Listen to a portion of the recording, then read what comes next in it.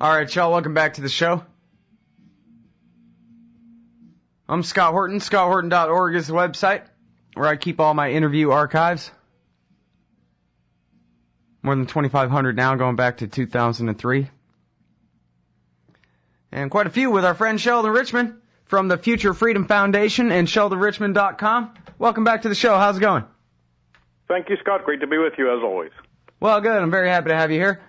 This latest piece, I think it's the latest one, yep. In the Future Freedom Foundation commentary section here, FFF.org. Obama, Romney are reckless on Iran. It begins, you will strain your eyes looking for a significant difference between President Obama and Mitt Romney's positions on Iran and the prospect of an Israeli attack on the Islamic Republic. Is that really true, or is one... Are either of them worse than the other at all, or no? Better? It's really hard to say. I mean, I really do think that Obama wouldn't want a war with Iran, not only before the election, but even after the election. That's just a subjective hunch I have. But as I also point out in the article, policy can sometimes lead to war even if the policymaker himself doesn't really want it. I mean, as I put it, there have been games of diplomatic chicken in the past that have led to wars that nobody really wanted. So, you know, at the level of intentions, you know, maybe he's a little different from Romney, because I think Romney may actually, along with Israel, want a war against Iran, but that really doesn't matter because intentions are so often irrelevant to policy. They can be leading us to war even if that's not their intention. Yeah. Well, and you know, it's really the same story as with the occupied territories, where this guy came in talking about, you know, with his big Cairo speech and his whole turning over a new leaf and all this. And let's face it, this is why the American people elected him in the first place. It was to say, look, we're really sorry about that George Bush thing that we inflicted on the entire rest of the world for the last 8 years, and this is how we're going to try to apologize for it. Basically, that was his mandate, was to undo what Bush had done wrong over in the Middle East. And particularly on the Iran issue, he was out in front saying, we're going to make peace. We're going to negotiate. There's plenty of room to come up with a deal here, and we're going to do that. And then what has he done? Nothing but fail. Nothing but sabotage his own damn negotiations this whole time. Well, yeah, and I think you have to always separate the rhetoric from underlying factors. I mean, I really do think there's a permanent regime in the United States that is there no matter who's the president. And while there may be, you know, changes, differences at the margin, whether a hawkish Republican or at least allegedly dovish where the Democrat gets in, the bulk of the policy never changes. I mean, it may change a little at the edges, and the rhetoric may be different, but as we've known now for how many years, since World War II, let's say, nothing much changes. So, you know, a Democrat can come in and talk about the occupied territories and how settlements are illegal, but does the policy change? Do we end the aid? I mean, we're the facilitators. The U.S. government, the American people, are forced to be the facilitators with money and other things, and yet that never really changes. You know, words, you know, talk is cheap, but we never say, okay, if you don't stop this by, you know, midnight, you know, next week, next Monday night, midnight, we're cutting off all the money. That's never going to happen. Politically, it's impossible, especially with an election coming up, and that's why there can be such a wedge between what's said and what's done. Yeah. I guess it's true. Well, now, is it very meaningful to you when you talk about the permanent government like that? It occurs to me that I just read this the other day. In fact, it may have been in your article. Somebody wrote, pointing out that Zbigniew Brzezinski, who is kind of the walking definition of the establishment, right? He's the Democratic Party's Kissinger, foreign policy wise man or whatever, and certainly an imperialist, but seemingly a more patient, more reasonable one than a lot of the ones who are actually on the job right now. And he's tried to, really push the idea that we need to go ahead and make a deal with Iran, a real deal, and I don't know about necessarily be allies or anything, but at least, ratchet down all of this tension and Seems like that point of view is completely frozen out. I mean, if you're talking about the difference between Obama and Romney, Brzezinski's view is nowhere to be found there. No, it's true. I mean, he's at least got a foot in the realist camp, and so he says more reasonable things, and he seems to understand that a war with Iran would be a terrible thing for basically, all parties, with a few exceptions, war profiteers and others, but some politicians maybe.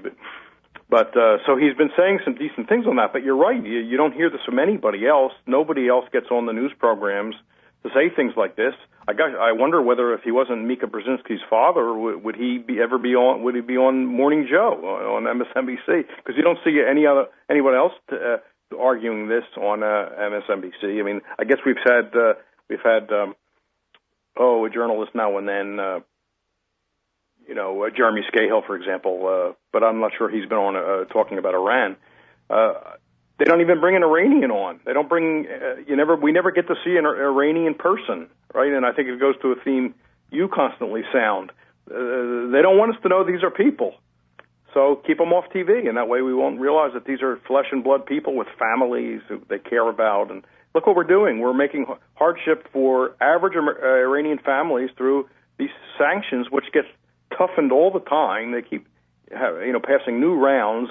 AIPAC, the Israeli lobby, keeps pushing Congress to pass tougher sanctions, which Obama would be afraid to veto, even if he thought there was something wrong with them. So look at the hardship we're imposing on average Iranian people. To what end?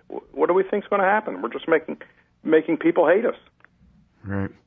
Well, now some people, I guess, would argue that Obama has been having these meetings with the Iranians, and do you think it's possible that, maybe they're just going to wait until the 6th or 7th meeting to finally go ahead and work something out? Everybody has to strut around and do their stupid, peacock diplomatic crap before they finally get to the point? Or do you think it's just, dishonest? I mean, it seems to me like, if you look at the situation around the so-called outing of the secret comm facility back in 2009, when Israel's using Jandala to kill people inside Iran right at the time America's trying to negotiate the thing. But then Obama went right out and accused, took center stage and accused Iran of making a secret atom bomb factory that they had declared 4 days before.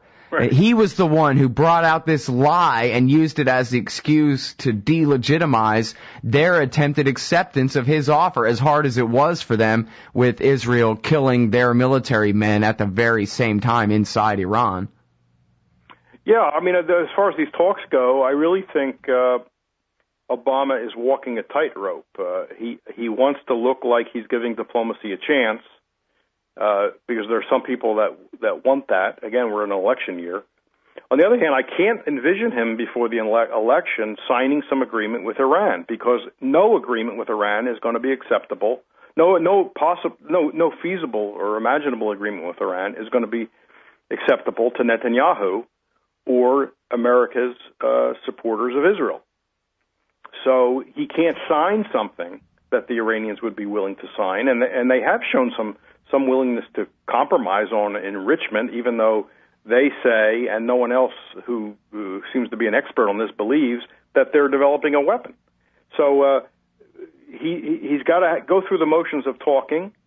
At the same time, he can't have them reach a fruitful conclusion, because that will get him in political trouble. So he's got to walk this tightrope, at least until election. Isn't that amazing? Because just think about the politics. If say, for example, the Israel lobby didn't have free reign the way they do, and they had to operate just like the rest of the foreign governments' lobbies in D.C. And just think of the politics of Obama, if their role was that much more limited, of Obama saying, hey, look, I made peace. The Romney camp may want a giant conflict with Iran, but I don't, and neither do you voters? He'd be a shoo-in.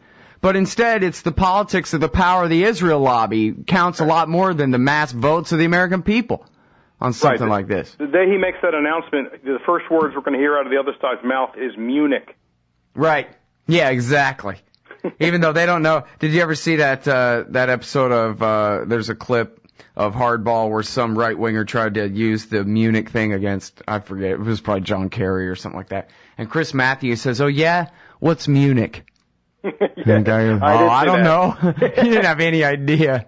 He didn't even know it was a town in Germany, much less, or wherever the hell it is, much less what happened there. Anyway, hang on, we're over time. We'll be right back, everybody, with Sheldon Richman right after this. All right, Shel, welcome back. I'm Scott Horton. ScottHorton.org. Talking with Sheldon Richman from the Future Freedom Foundation. That's FFF.org. And check out his blog, Free Association, at SheldonRichman.com. Latest piece at FFF.org is Obama, Romney Are Reckless on Iran. And before we move on, we've really been focusing on Obama for the first segment here. But before we move on to Romney, I wanted to bring up something that happened on the show last week, Sheldon. I'm not sure if you heard. I was talking with Ray McGovern from Veteran Intelligence Professionals for Sanity, and he and his fellow VIPs had signed this letter urging the government to create a hotline between, I guess, America's politicians and the Iranian ones at the high levels, and also between the navies. The navies, he said, are using hand signals to communicate with each other that they've worked out there on the ground. And they can't talk to each other in order to say, hey, everybody cool it, kind of thing. And that this is a very likely, or at least, possible and easy to prevent tripwire for war in the Persian Gulf, which you would think is an American lake, since it's full of American boats. And so anyway, military ones. Mm-hmm. So, the point being, there was one veteran intelligence professional for Sanity who he didn't name, but who refused to sign the thing. And her explanation was, it's way too late for this. The buildup in the Persian Gulf that's going on right now is the prelude to war. Simple as that. It's too little, too late. There is no hotline that's going to stave off war now. This is the policy. And I guess, in other words, considering the current presence of Navy ships, and plus the installation of anti-missile missiles in our Gulf allied countries and that kind of thing, that this is all just sort of a covert, not very covert, but, under the radar kind of a build-up, military build-up in preparation for a war that is coming. Forget about it. What do you think about that? Well, it's hard to know. I mean, I could be way off on this. I still have sort of this gut feeling that Obama doesn't really want a war for even just politically, and I'm thinking of after the election as well. There is war fatigue. I think people would like to get out of Afghanistan, and they think Iraq went on too long. I just don't think Obama believes there would be political success, other issues aside, from a war in Iran, which he has to realize won't be quick and clean and easy. I'm sure he's getting advice from military people. We know that military people in the U.S. Have expressed grave reservations about attacking Iran. Mm-hmm. So, I don't know. This person who refused to sign may be unduly pessimistic. I still think there's some hope of averting it. I think there's less hope if Romney gets elected. Romney's going to have, be bringing John Bolton and other people into the administration. Bolton could end up Secretary of State. Who knows, maybe Condoleezza Rice will be back. And I think the chances are much higher of an attack on Iran with Romney in the White House than with Obama in the White House. Now, why is that? Because I look at Mitt Romney and I think this guy doesn't know nothing. So he could just as easy sway, not necessarily my way, but a little bit more Nixonian and reasonable. Well, on some things, I didn't, obviously Nixon killed millions of Vietnamese, but I mean, on China and Russia issues, he was kind of a moderate. Well, yeah, he didn't want a worldwide nuclear war. That would have, crimped his ability to do other things he wanted to do. But Romney, it may be precisely because Romney doesn't know much. He would turn things over to the Boltons and people like that, Dan Senor and other people. Plus, he's got this close bond with Netanyahu, right? They go back to the 1970s. He probably is telling the truth when he says they're actually friends and not just saying that as a political thing. Right. They seem to have some, I don't know, brotherhood link or something. and he's will. And I don't know if his religion figures this in this or not, but he sounds like he's willing to defer to Netanyahu on what is the wise thing to do, and he's surrounding himself with foreign policy experts who I think take the same position. So that's why I think there's a greater likelihood. I think he'll be less sensitive to the fact that people are sick of war and just fed up with it and want to see this end. Yeah, well, it won't be his constituents that are over it, not that much anyway. They could be, easily talked right back into it. And this is my thing about Obama too, is that I'm not trying to encourage him in a bad direction or anything, but I guess he probably doesn't listen to this show. If he wants to be a great man and a great leader, then the thing to do is start up a draft and make the war the center of all activity in America and turn himself into an FDR world hero. He'll go down in history. The more millions of people he kills, the greater a leader he'll be considered by all the Democrat history teachers in America from now on. Why not occupy all the land between Israel and India and make a giant, great, make work project out of it? Chris Matthews would love it. Now finally we're all being included. We all have to sacrifice for this great project for the future of our land. What's stopping him? Yeah, well, I don't know. I think the days are a little different since Roosevelt's time. Again, people are war weary, and even though the economy is crappy, I'm not sure people are in the mood to have their minds taken off the economy with a big war in the Middle East. I'm just not seeing that. So my hunch is that that's not the way he's thinking. I sure hope he's not thinking that way. Yeah, I have to say I agree with you. I just can't figure out why not. I think he's got nothing to lose. That's what I would do if I was a Democrat president. I would kill millions and millions of people, just like Wilson and Roosevelt and Jackson. Well, I don't know if Jackson killed millions, but I think Romney's going to be much more of a national greatness president than Obama. Yeah. Well, they both claim that Robert Kagan is their light and inspiration when it comes to foreign policy, right? His new book about the indispensable American empire. All right, well, then we've achieved bipartisanship. Right, there you go. Well, see, that's the whole thing about the neocons. They always were centrist because they used to be Democrats. So they only moved to the right on war, but they're still, Richard Pearl, they say, still votes Democrat, is still registered Democrat, always was. Well, he's probably a welfare statist, and he wants to bring the welfare to the rest of the world, welfare state to the rest of the world. So there's a consistent plan there. Let's at least give him that. Plus, he's getting rich in the process. Let's not ignore that fact.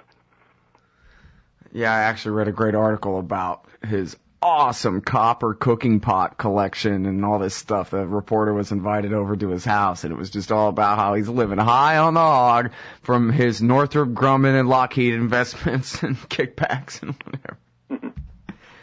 Yeah. I just thought it was funny when when Romney went to Israel. Senor, one of his top foreign policy people, who was a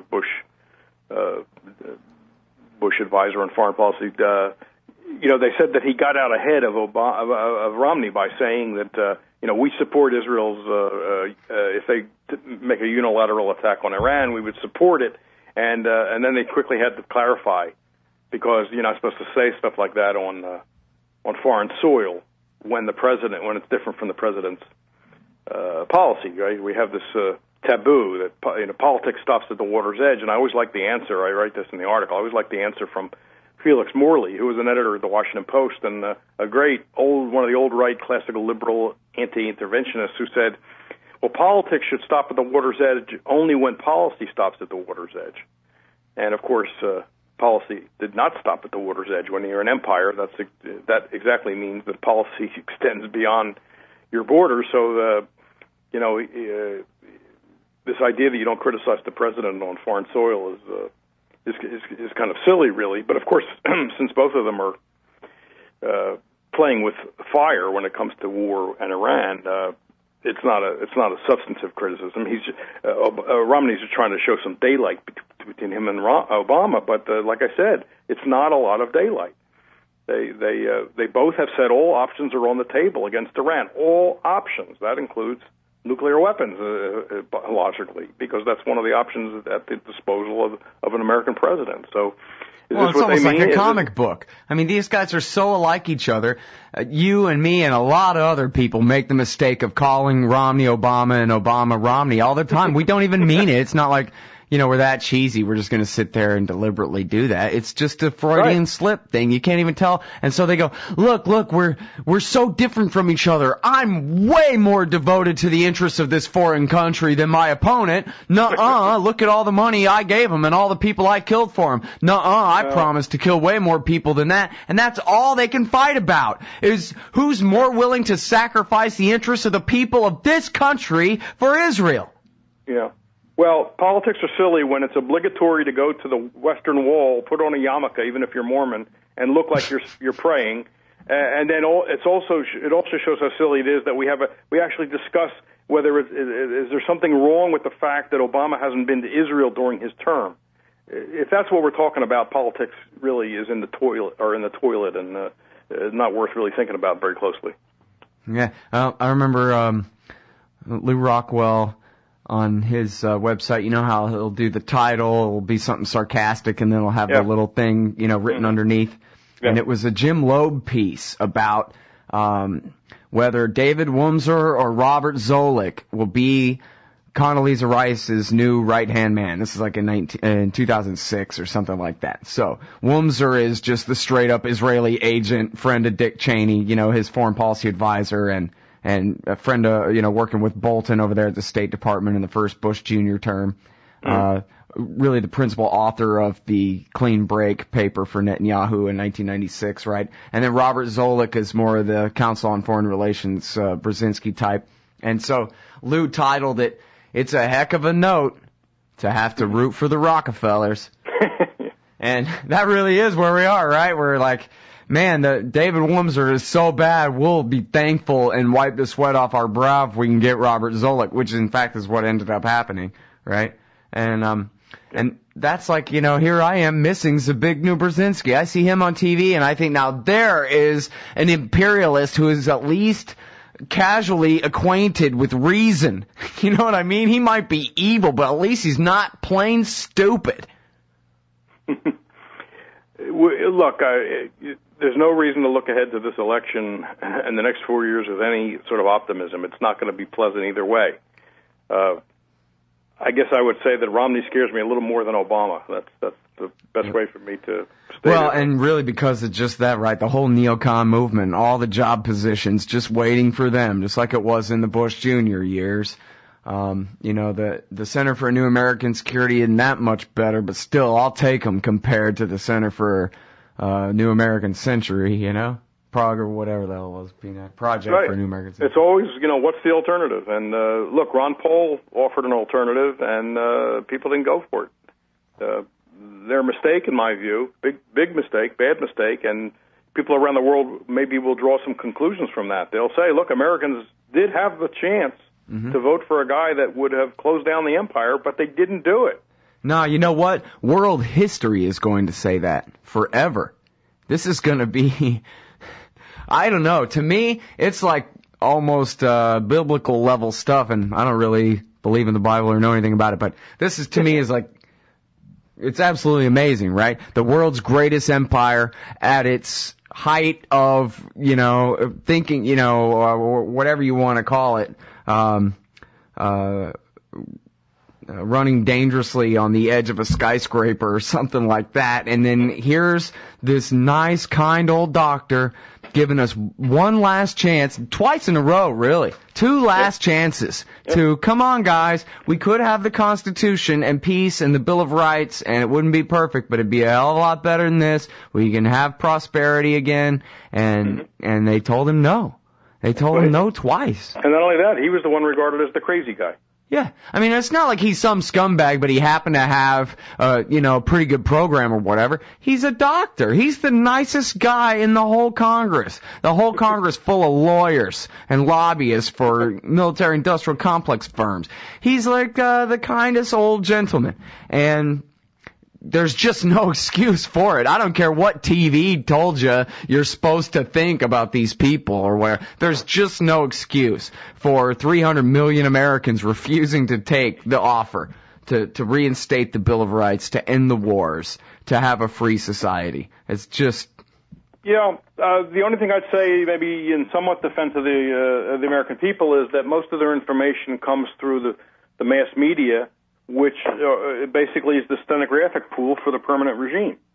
Absolutely so, they're not, it's somewhat understandable. I mean, look, the information is out there if you want to find it. We know this because of your show and the Internet and other things. But it takes some effort to do that, and you have to care enough to do it. So I don't want to let the American people off the hook.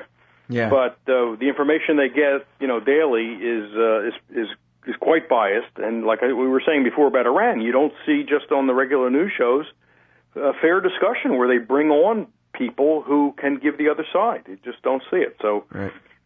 Yeah, you're right. In fact, that's going to be, I think, my opening shtick in my little talk I'm going to give at the, I don't know how little it's going to be. I'm kind of worried. It might be huge. The Ron Paul rally in Tampa, the independent one, not the campaign one.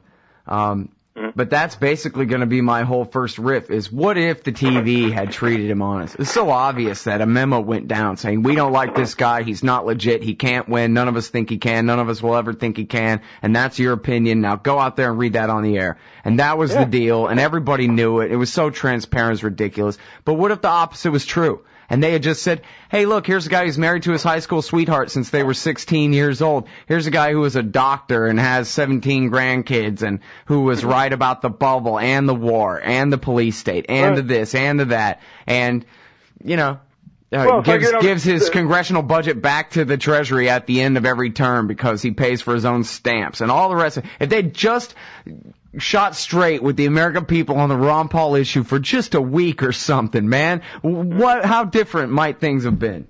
All right. All you needed to do was watch Chris Matthews, which, I'm masochistic enough to do. And where he said, what was it, I forget which, whether it was the caucuses, the first Iowa caucus, where he said, if Ron Paul comes in second, then, that doesn't matter. Just forget about that. Remember that moment? Right, yep. It was like, that doesn't count. Well, they all said that about Iowa. That if Ron Paul wins Iowa, this risks the credibility of Iowa from now on. And, Karl Rove made up all these talking points, and everybody all fell for it because they're a bunch of stupid idiots. So I think they deserve what they get in the most part, Yeah. Yeah. Not to sound too much like a collectivist, but sometimes I get cranky. All right, I'm sorry. I understand. We got to go. We're way over time. Thank you so much for your time, Sheldon. Love talking to you, man. Anytime, Scott. All right, good talking to you. Everybody, that's the great Sheldon Richman from the Future of Freedom Foundation, FFF.org. We'll be right back.